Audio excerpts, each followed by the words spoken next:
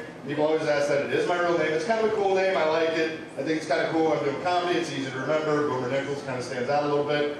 It was also really cool for me growing up because I had a teacher that had a deviated septum, didn't speak too clearly, kind of nasally, so every day in roll call she would say, Boober, Nipples, Nipples, Boober.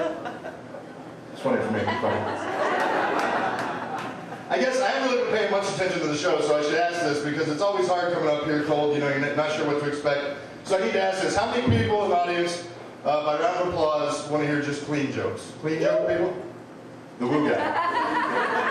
Fucking terrorists. How many people want to hear dirty jokes? Dirty jokes? That's my people. Good. I don't want to fuck it up from the beginning. You know, I don't want to come up here. You guys are wanting clean jokes, and I'm doing shit like, what did the altar boy say his first day of work at the Catholic Church? Oh, Jesus Christ.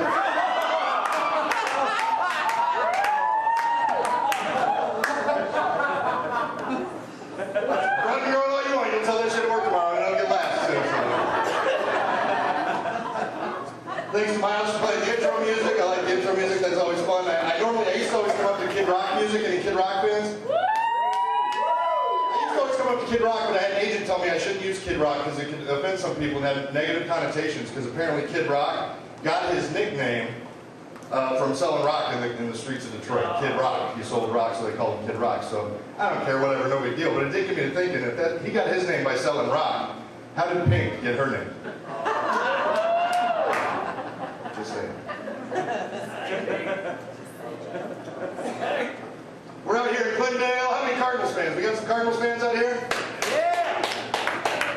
Oh, everybody's jumping off the fucking wagon now, right? We're retired. Roll left, Bolden left. Everybody left. Everybody's off the Cardinals bandwagon now. It's kind of a tough time for the Cardinals, I think. But as a comedian, it's awesome because all the jokes I used to do about the Cardinals sucking, I can bring them all back now. Like, did you guys hear this story? You might have seen this story, actually. It was a story in the newspaper, the sports page a couple of days ago about Matt Leinart. You know, Matt Leinart is now the Cardinals' starting quarterback.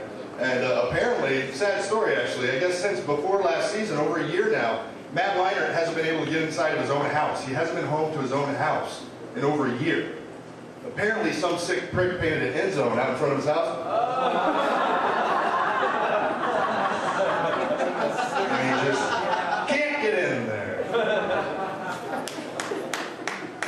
Yeah, I think, you know, from the beginning, I think they kind of set up the Cardinals wrong. I mean, they set them up for failure because really, I mean, they got it all wrong with the name, right? I mean, they should have changed the name a long time ago. I mean, you're supposed to have a good, you know, location-appropriate, intimidating name. And first of all, I mean, there's really nothing fucking intimidating about a Cardinal, except for down in the Catholic Church. And Cardinal, I mean, it's not location-appropriate. Has anybody ever seen a fucking Cardinal anywhere flying around Arizona? No. So I think I came up with a solution now that we have the old Cardinals back. I think we should change the name and start over fresh. And I think I've come up with a perfect name for the Cardinals, okay? And we're going to try it out. Now you're going to have to stick with me on this one. It sounds a little weird at first, but trust me, I think it's perfect. I've been thinking long and hard. I've come up with the perfect new name for the Arizona Cardinals. From now on, no more Arizona Cardinals. We're going to call them the Arizona Tampons. And I'll explain why, because I'm sure you're wondering. First of all, I think it'd be the most, cost appropriate, the best way to save money, because you wouldn't really have to change the uniforms. The colors are perfect.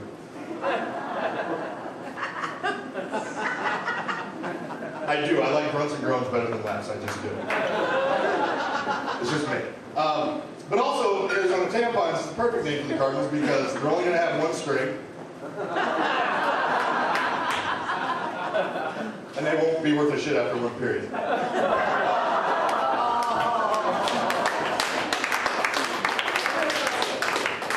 Gotta talk about Tiger Woods. Our boy Tiger's in the news. Tiger, fucked up, got popped. Gotta talk a little bit about it because, guys, you know, Tiger Woods was a great role model to a lot of us guys, and I'm hoping he can recover from this situation. And guys, I hope we can still learn something from Tiger in this whole deal. And I've learned my lesson. As a married man, I've definitely learned my lesson from this Tiger scandal. I turned fucking texting off on my phone. Because that's what got Tiger busted was the texting, and I know what did it because it's happened to me before. You know what got Tiger busted was that T9 word shit on your phone? Anybody have T9 word? Where you're trying to type something and it fills in the word it thinks you're trying to type, you know? That'll get you fucked up, man, because you gotta be careful. I mean, like, something totally innocent could happen. Like, okay, I got a text message from my guys one night when I was out drinking. And they said, hey, Boomer, we're out at a titty bar. Why don't you come out and party with us?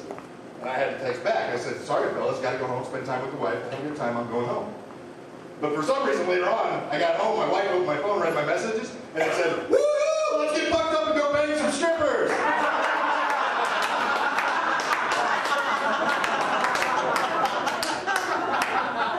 The T9 word?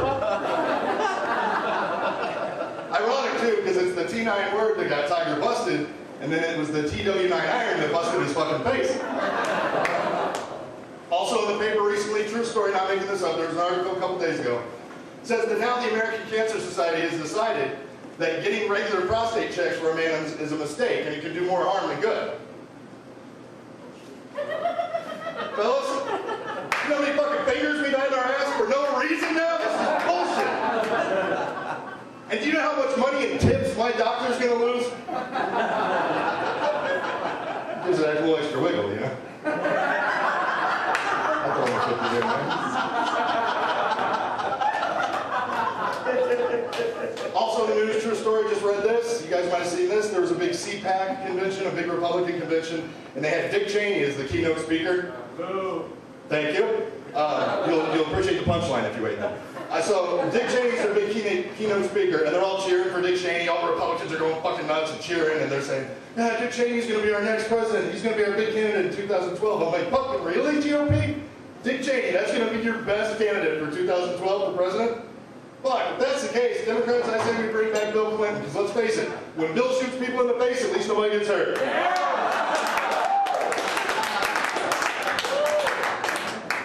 We had Valentine's Day recently. How many couples in the audience? Any couples out there?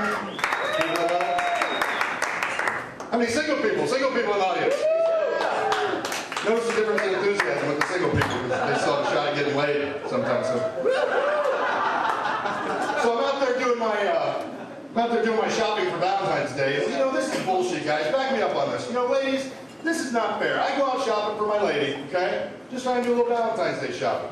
Girls, you can go out shopping for your guy. You can rifle through the pants and the belts and the trousers. Nobody fucks with you. Every time I go out looking for my lady, somebody's got to give me shit. You know, I'm a Victoria's Secret, minding my own business, doing a little shopping. It's always the same bullshit every single time. It's like, sir, could you take the panties out of your mouth, please? All right, Miles, you got that for me? I got the light, so I got to